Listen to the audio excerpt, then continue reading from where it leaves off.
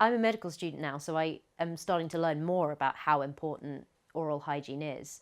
And I think there's a lot of things which, could be looked after so much better, and you can really learn what kind of effects that has on different parts of the body. It's not just your mouth and your teeth, it can lead to all sorts of other issues and needs to be checked up on.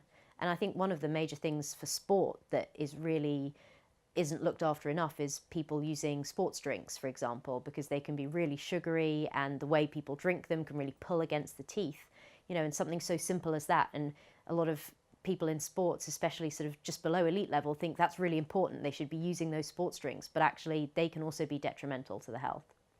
I think one of the worst occasions I had was when my wisdom teeth came through, and it was a classic thing. I had some pain, but I ignored it, and I just thought, oh, it's nothing, it'll go away. Took some paracetamol, and then I was actually racing that weekend. Luckily, not a huge international regatta, but a big event. And the day before the racing started, I was up all night. I was in extreme amounts of pain. I didn't know what to do. I didn't know what was going wrong. And middle of the night, there wasn't much I could do about it. And actually, the infection in my wisdom teeth got so bad that I ended up getting ill and losing my voice. And one of the only things you need as a cox is to be able to speak. So I actually ended up having to be pulled out of the racing because of that wisdom tooth coming through.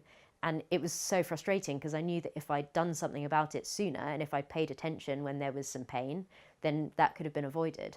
Yeah, we did have some training in oral health, and especially before the major competitions, we were really told that you should go and make sure everything is checked out, make sure that there aren't any problems. So, for example, before Rio, I was having some pain, and it turned out I needed root canal, and that was the kind of thing we could have put off, but actually it was really important to get that seen to before we went to the Olympics so that nothing could crop up.